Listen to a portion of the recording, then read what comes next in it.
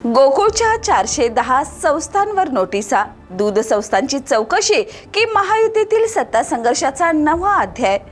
नमस्कार, मी सुरेखा आणि आपण पाहताय तारा न्यूज।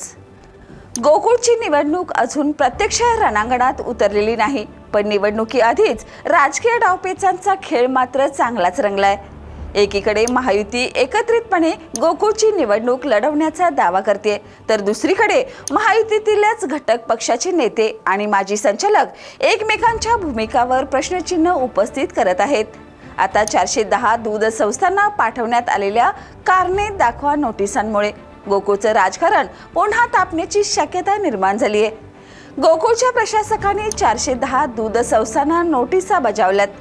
त्या संस्थांचे सभासदत्व रद्द करण्याची प्रक्रिया सुरू आहे, पण याच कारवाईवरून राष्ट्रवादी काँग्रेस, शिवसेना आणि जनसुराज्य शक्तीशी संबंधित माजी संचालकांनी थेट आक्षेप घेतलाय। ही प्रक्रिया कायदेशीर आहे का? निवडणुकीच्या तोंडावर सभासद संस्थावर कारवाई का? आणि सर्वात महत्त्वाचा प्रश्न, ही केवळ सहकार कायद्याची प्रक्रिया आहे की गोकुळच्या आगामी निवडणुकीपूर्वी मतदारसंघाची राजकीय पुनर्रचना? कारण गोकुळमध्ये हा वाद आजचा नाही, गेल्या काही महिन्यापासून अवसायन प्रक्रियेपासून दूध संस्थांच्या पात्रतेपर्यंत अनेक मुद्द्यावरून महायुतीमधीलच नेत्यांमध्ये मतभेद उफाळून आले। चंदगडचे आमदार शिवाजी पाटील यांना पाठिंबा देणारे प्रकाश बेलवाडे यांनी अवसायन प्रक्रियेवर आक्षेप घेतला। मंत्र्यांनी रद्द केलेल्या आदेशाचा मुद्दा पुढे आला। 2021 नंतर नोंदणी झालेल्या संस्थांची चौकशी करण्याची मागणी झाली आणि हा वाद थेट राज्याच्या नेतृत्वापर्यंत पोहोचला। त्यानंतर महायुतीतील नेत्यांना समन्वयाच्या सूचना देण्यात आल्या। वाद काहीसा शांत झाला, पण गोकुळच्या राजकारणात शांतता म्हणजे वाद संपला असं मात्र दिसत नाही। कारण जून महिन्यात 427 दूध संस्थांचे सभासदत्व रद्द करण्याच्या कारवाईनं आधीच खळबळ उडाली होती। त्यानंतर 410 संस्थांना नोटिसा देण्यात आल्याने हा मुद्दा पुन्हा ऐरणीवर आला। गोकुळच्या निवडणुकीपूर्वी सुमारे 1320 प्राथमिक दूध संस्थांची छाननी करण्याचा मुद्दाही न्यायालयीन प्रक्रियेत आला।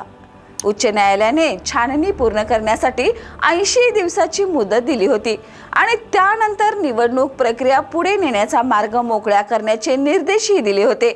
या पार्श्वभूमीवर संस्थांच्या पात्रतेचा प्रश्न हा केवळ प्रशासकीय नसून गोकुळच्या निवडणुकीतील मतांच्या गणिताशी जोडलेला राजकीय मुद्दा बनलाय। आता इथेच खरा राजकीय प्रश्न उभा राहतोय। ज्या 410 दूध संस्थांनी मागील 3 वर्षात गोकुळला तब्बल 4.5 कोटी लिटर दूध पुरवलं, ज्याचा गोकुळच्या दूध संकलनात सहभाग राहिला, त्या संस्था सभासदत्वासाठी अपात्र ठरवण्याची प्रक्रिया सुरू होत असेल तर त्या मागचा आधार नेमका काय? नियमभंग झाला असेल तर कारवाई झालीच पाहिजे, पण नियम सर्वांसाठी समान आहेत का?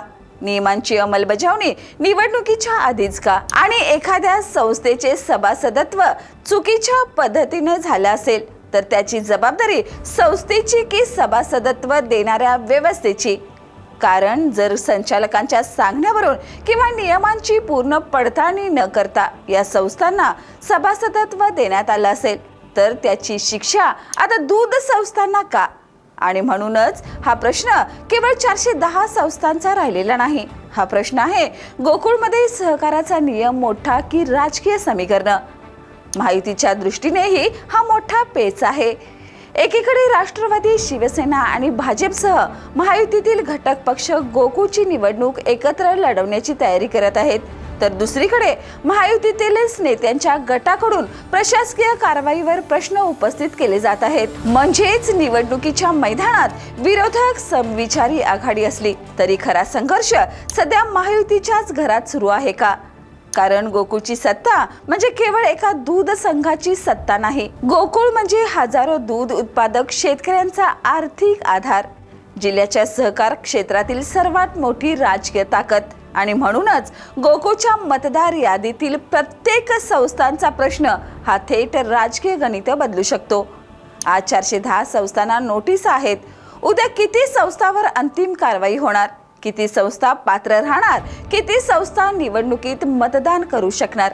आणि या सर्व प्रक्रियेनंतर तयार होणारी मतदार यादी ती सहकाराच्या नियमावर आधारित असेल की राजकीय समीकरणावर? याचं उत्तर आता प्रशासनाला द्यावं लागणार आहे, कारण गोकुळची निवडणूक महायुती विरुद्ध समविचारी आघाडी अशी होईल असं चित्र असलं तरी निवडणुका आधीच महायुतीच्या तंबूतून उठणारे हे प्रश्न, आगामी निवडणुकीत कोणता गट कोणाच्या विरोधात उभा राहणार याची नवी समीकरणं तयार करत आहे. गोकुळच्या 410 संस्थांवरची ही नोटीस फक्त कारणे दाखवा नोटीस आहे की गोकुळच्या सत्ता संघर्षातील नव्या राजकीय अध्यायाची सुरुवात. आता याचा निर्णय न्यायालयीन प्रक्रियेत होईल, प्रशासकीय निर्णयामधून होईल किंवा थेट गोकुळच्या निवडणुकीच्या मतदार पेटीतून होईल. पण एक गोष्ट मात्र स्पष्ट आहे, गोकुळची निवडणूक अजून झालेली नाही. मात्र गोकुळच्या राजकारणात निवडणुकीपूर्वीच संघर्षाचा पहिला मोठा डाव खेळला गेला आहे आणि या डावात दूध संस्थांचे सभासदत्व धोक्यात आहे. महायुतीची एकजूट कसोटीवर आहे आणि गोकुळच्या सत्तेची लढाई दिवसेदिवस अधिकच रंगत चालली आहे. या आणि अशाच ताज्या अपडेटसाठी पाहत रहा तारा न्यूज.